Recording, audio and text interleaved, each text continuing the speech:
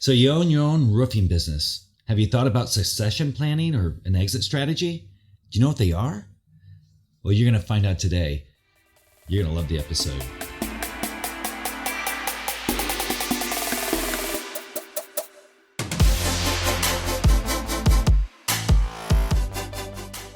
Hi, I'm Daniel Lakstins, your host. I've been in the roofing industry for over 30 years, and I am your commercial roofing guru. At the beginning of every episode, we're going to set an intention. Now, what do I mean by that? Well, when you wake up in the morning, sometimes you may be thinking about some of the problems you had the previous day.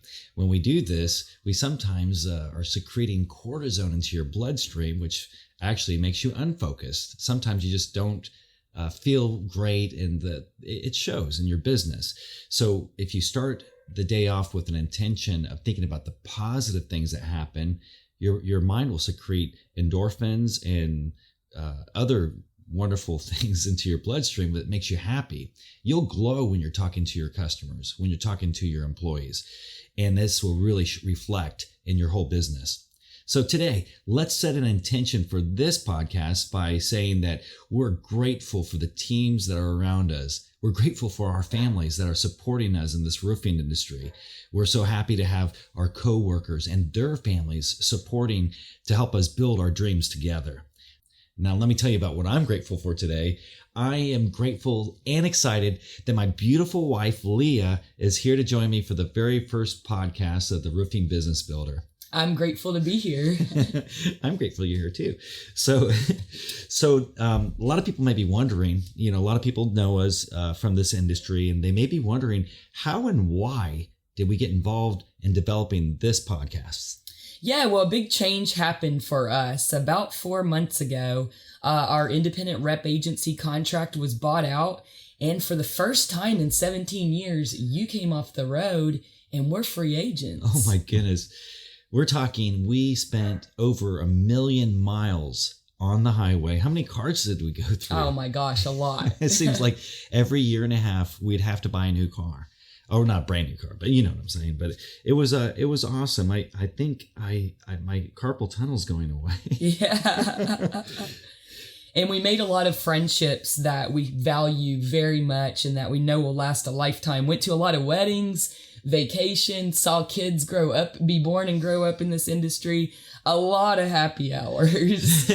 So what we really enjoyed about all of that is that we were helping residential contractors grow into commercial contractors, and we're helping all of our good friends in the commercial that already own commercial businesses. We help them to level up, to grow their businesses from maybe a certain tier level up into multi-million-dollar roofing companies. Yeah, to see guys go from $100,000 to $10 million in sales, and not just one, but multiple, and get to ride that roller coaster with them was really a lot of fun. So what's it been like for you to be off the road? Did you have kind of any anxiety about doing something so different after doing that for 17 years? Not at first. I was in the middle of a very large governmental project. Some of these big projects can take 2 years to bring to fruition. And so, even that ran into past the time that we were bought out of the contract. But as we were finishing up that process, it kind of hit me in October.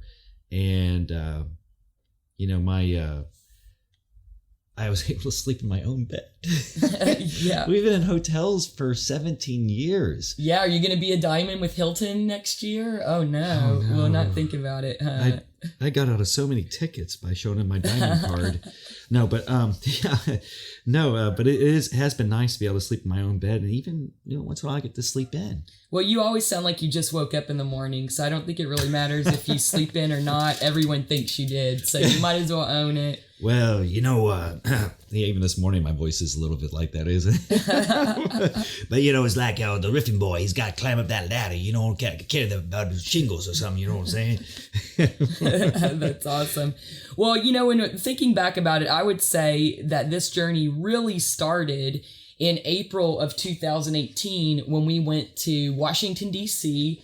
for the National Roofing Day. Mm-hmm. And that is basically a lobbying program that's designed by the NRCA, National Roofing Contractors Association. You're teamed with 3 people in the industry from your state, and you conduct meetings with various legislatures. And we got to meet a lot of amazing people that day from our industry and the staff and legislatures that we met with. Particularly, it stood out that we met Vicente Gonzalez, who is from the Rio Grande Valley, the representative there. We, of course, had spent a lot of time there and do a lot of work there.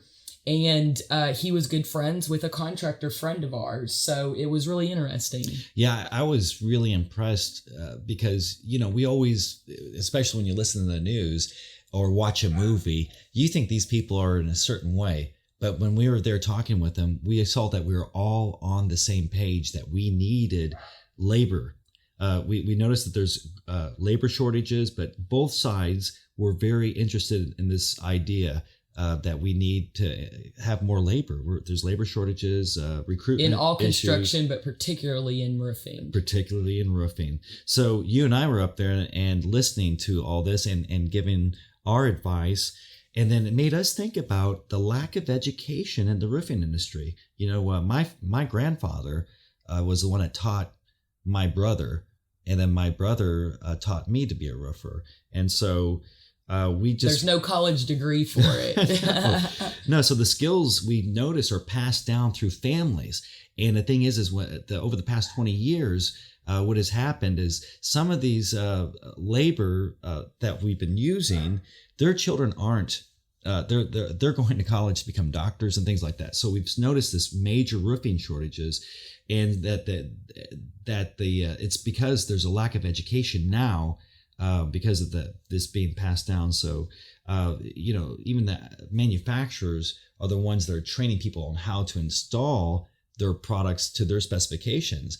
But we've noticed that there was a lack of any education program on how to start and run or take over your family's roofing business. And even more so than that, for the staff of these roofing contractors trying to make the leap from residential to commercial or grow their business, you're hiring people and where do they learn? There's nowhere to go to learn. So even foremen, superintendents, the office staff, there was this desperate need for education within that space. Yeah. One of the things that we're spending most of our time this past 17 years, one of the things we were helping was with residential customers growing into larger commercial entities. So there's a great learning curve in doing this transition, just being a residential roofer, trying to move into commercial. There's a lot of pitfalls and things that you would never know, and you're like wondering, how do I even get a license with a commercial, a really good quality roofing material? So we started thinking. You don't just call up, hey, GAF, I want to get licensed. Good luck with that. Yeah, that's not going to happen. There's a process there. Yeah. So we started thinking about creating an educational course that would fill in the gaps, that would help people to, if you have fears the unknown, and once you have knowledge, you're not afraid, and you can say and do the right things to get to where you really want to be. So our experience, you and I owned a roofing business for 15 years, and then you were an office manager for a GC, and so we were a match made in heaven.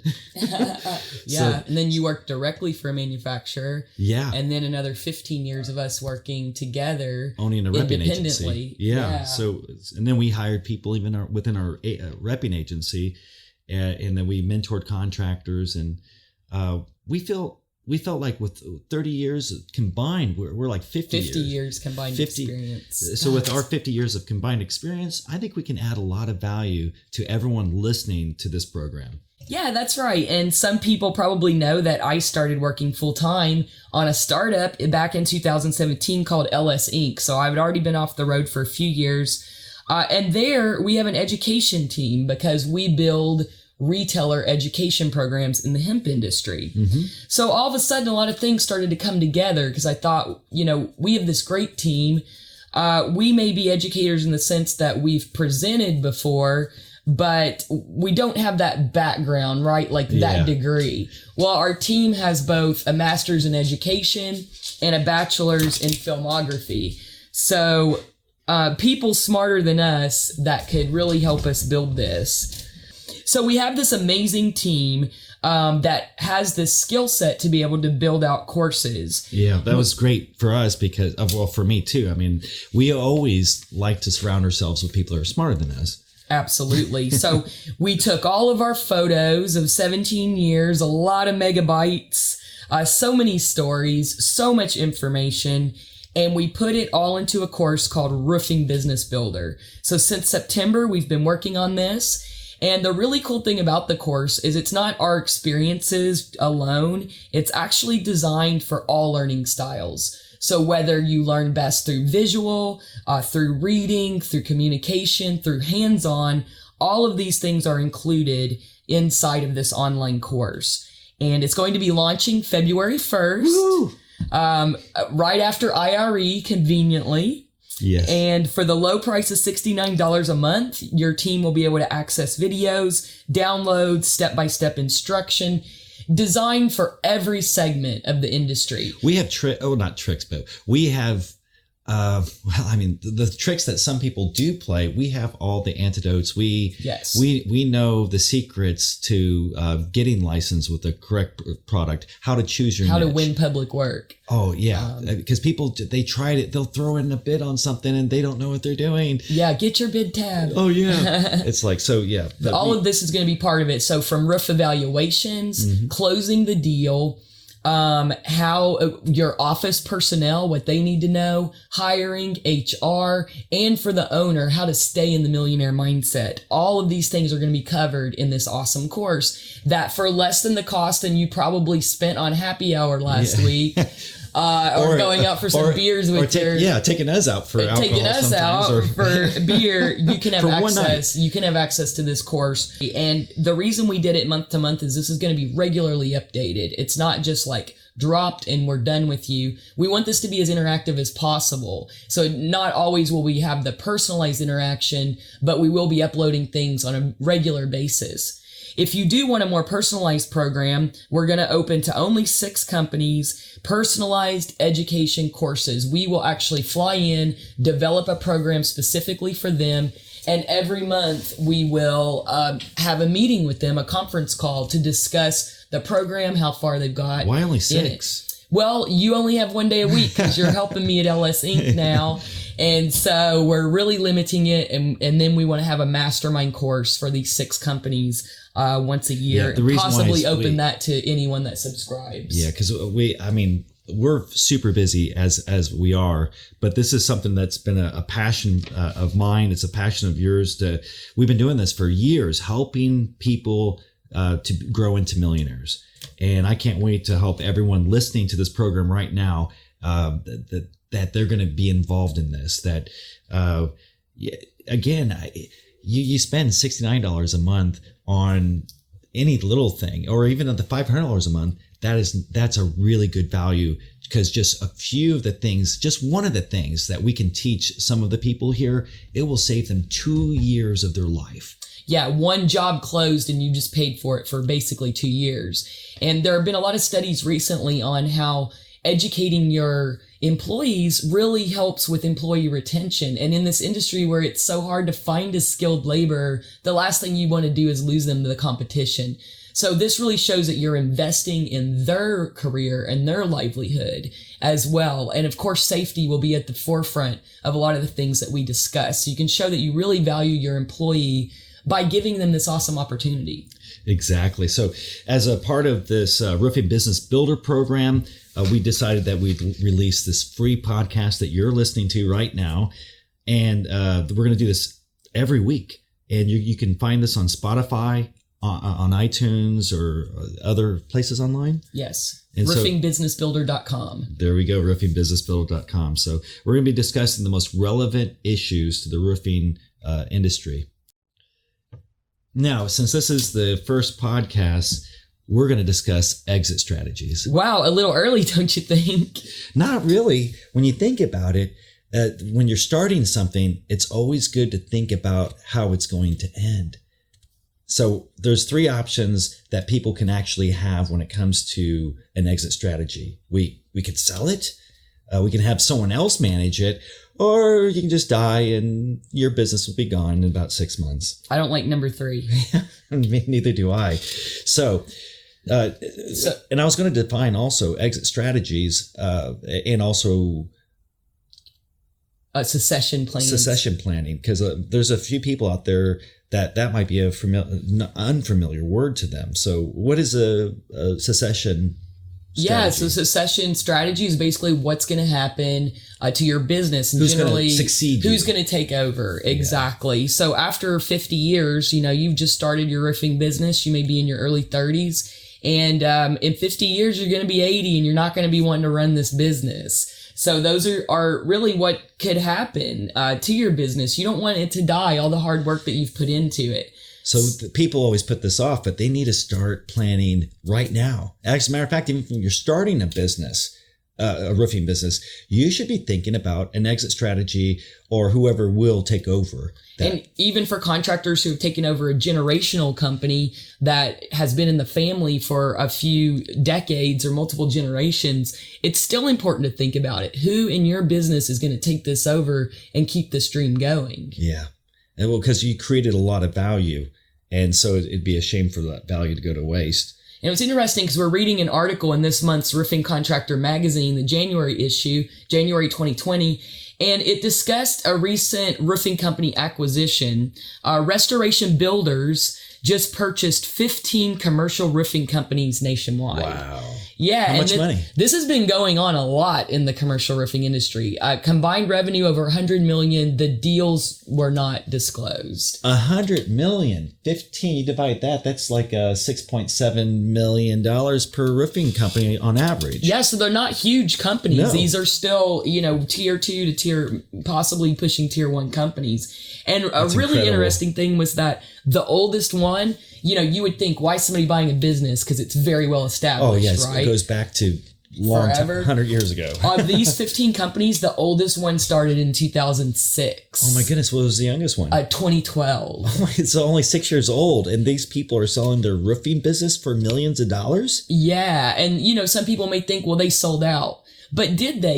An acquisition isn't a bad thing if you've picked your partner correctly. It's kind of like dating. Sometimes it's your stepkids are better off if the new person you're dating has a better job. Hang on, sweetheart. So it's not a bad thing sometimes it can be better for your staff and your customer, even if you're staying on. Sometimes it's like a strategic partnership. If they're better funded than you, your legacy lives on, and Isn't your that what company, we want?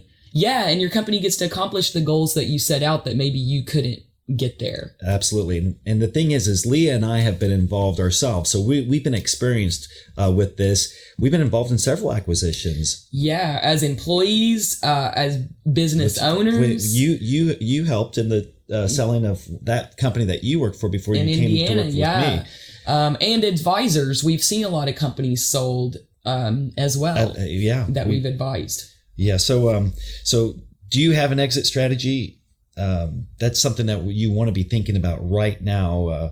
How can, when you're thinking about the exit strategy, again, this is the first episode, but we're talking about the last episode in a sense in people's minds. But reality is when you're focused on what you're going to do in the future, then you will be your brain's going to focus more on how to actually accomplish what you need to accomplish to get to that end goal, which is the selling. So then your mind is going to be working on creating value for your roofing business. Yeah, that's it. They're not buying a repeat customer in this industry like maybe they would if you're buying a restaurant franchise. They're buying your team and your process. That's it. So how do you, as a business owner, then create that value so that way you can hand that value over to someone that's going to acquire you? Well, it really starts out with a standard operating procedures book, and then you're going to choose. Well, and then that's one thing. And so there's the structure of your company, and then you have to be wise about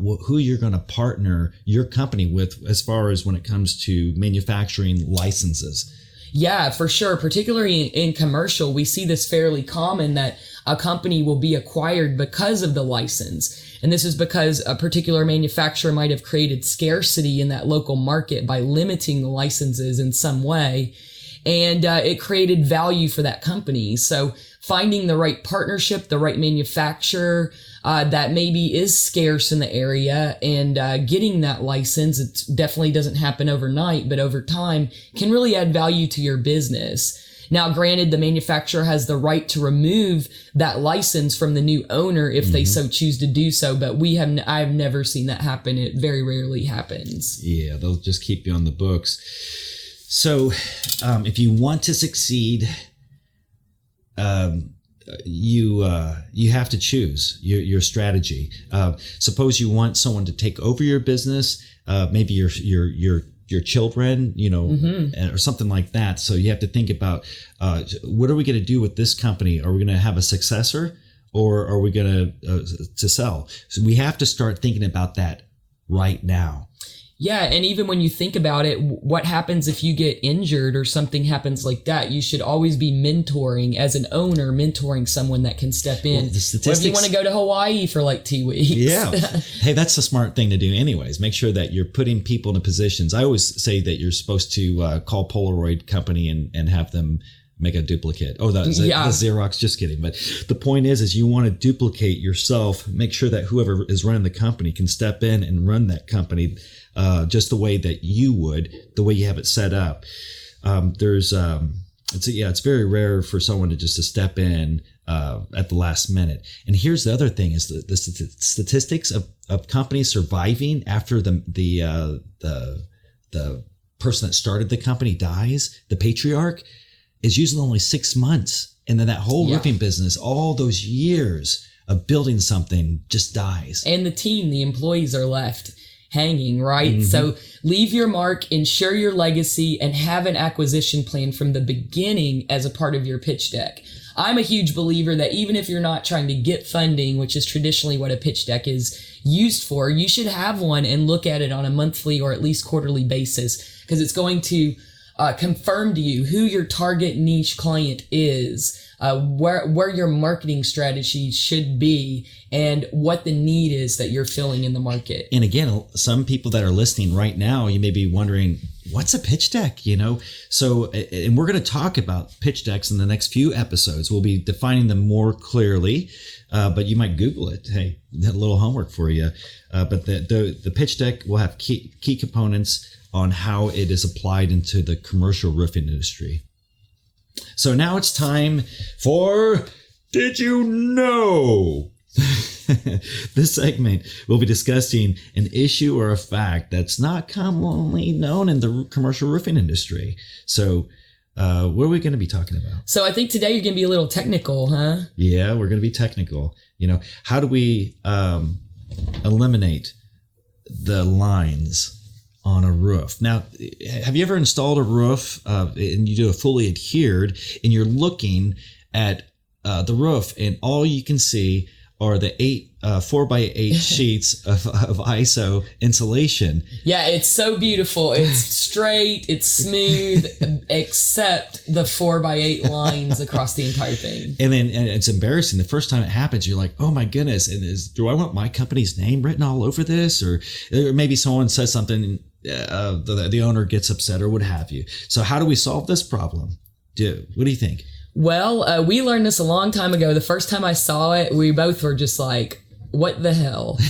And it was actually a contractor that had been in the business a long time. Sent him a photo, and he explained that basically what happens is that the adhesive drips down in between those seams, and then it sucks down in the membrane. It sticks down in the adhesive that's already went down in the seam. Yeah, there's airflow in there. Yes. And so as the airflow's going through the roof, it's going to suck that downward, and that's why it looks that way. So the way to eliminate it is pretty easy. You have to duct tape all the seams. So on fully adhered, when you're not using a hard cover board, or even if you are, like if you're using a gyp board, you're staggering it. Actually, it can happen the same with gyp. So, so basically you're going to stagger those boards 2 layers at least, Make sure that you follow the manufacturer's specifications on your gapping. Your gapping. Yeah, that's another thing, over gapping. But if you duct tape that, then that sealant is, or that adhesive is not going to